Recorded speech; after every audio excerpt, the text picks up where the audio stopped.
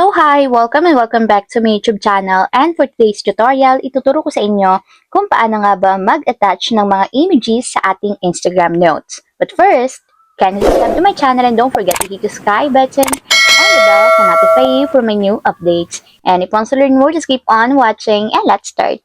So ayan guys, for today's video, make sure na updated yung Instagram app na gagamitin natin kasi bagong features na naman to ni Instagram and ito yung nadagdag sa ating notes. So open na natin guys yung ating Instagram account.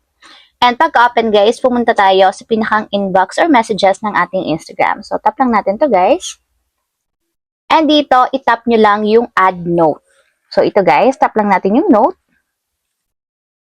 And ayan guys, kung mapapansin nyo kung updated na yung inyong Instagram, meron dito ang color palette button sa taas. So tap nyo lang yan guys. And ganito yung lalabas pagka-tap.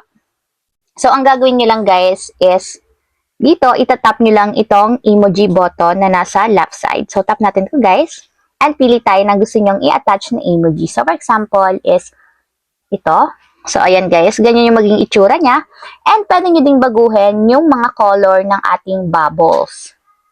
So, ayan guys. Marami tayong pwedeng gamitin. And ayan, pwede na tayong maglagay ng notes. So, for example, is love. So, ayan. So, ganyan yung magiging itsura niya guys. So, share na natin.